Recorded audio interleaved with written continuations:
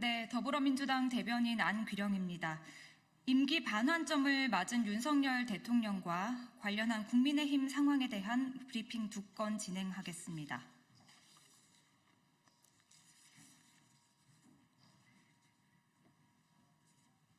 국민은 지금 윤석열 대통령이 어떤 국민 편에 서 있는지 묻습니다. 임기 반환점을 맞은 윤석열 대통령이 정부와 여당 모두 심기일전해 힘을 모아 국민 편에서 다시 뛰자고 선언했습니다. 기가 막힙니다.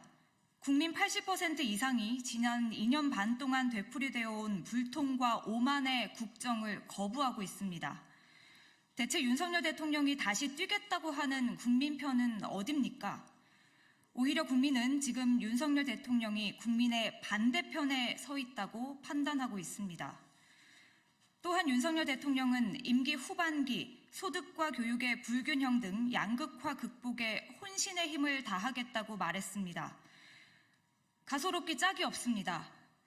초부자 감세와 서민 쥐어짜기 정책으로 양극화와 불평등을 심화시킨 장본인이 바로 윤석열 대통령입니다. 유체이탈도 정도가 있습니다. 언제까지 4대 개혁 운운하며 국민을 기만할 셈입니까?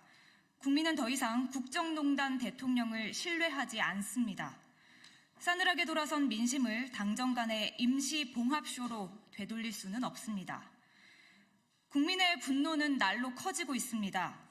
윤석열 대통령은 공정과 상식의 상징이 되기는커녕 불공정과 몰상식의 상징이 되었고 안진뱅이 주술사를 지키는 장님무사로 불립니다.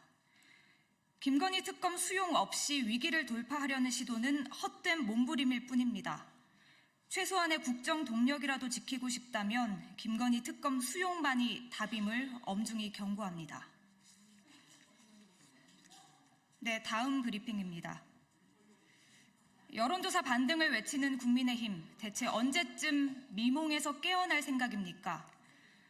집권 여당이 대국민 선전포고나 다름없던 대통령의 대국민 담화 이후 현실을 부정하며 빠져나오지 못할 늪에서 허우적대고 있습니다. 국민의 눈높이를 외치던 한동훈 대표마저 역사 속에서 평가받을 것이라며 정부와 함께 승리의 길로 나가자고 윤석열 대통령에게 고개를 조아렸습니다. 배신자 소리 듣는 것이 그렇게 두렵습니까? 이것이 한동훈 대표가 말하던 국민의 눈높이입니까? 국민의 눈높이 대신 대통령 부부의 눈높이에 맞추기 위해 여념이 없는 집권 여당의 행태가 한심함을 넘어 가련하기까지 합니다.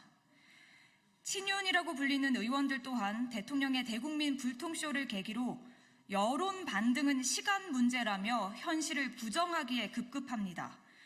국민의 쏟아지는 질타를 외면한다고 해서 그 질타가 사라집니까? 국민은 윤석열 정부의 낙제점을 매겼는데 낙제점도 부족해서 빵점을 맞으려고 몸부림치는 것 같습니다.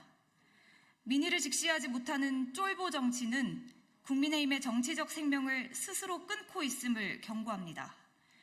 국민의힘은 미몽에서 깨어 성남 민심을 직시하십시오. 김건희 특검을 수용하는 것만이 들끓는 국민의 분노를 달랠 수 있음을 인정하기 바랍니다. 네, 이상입니다.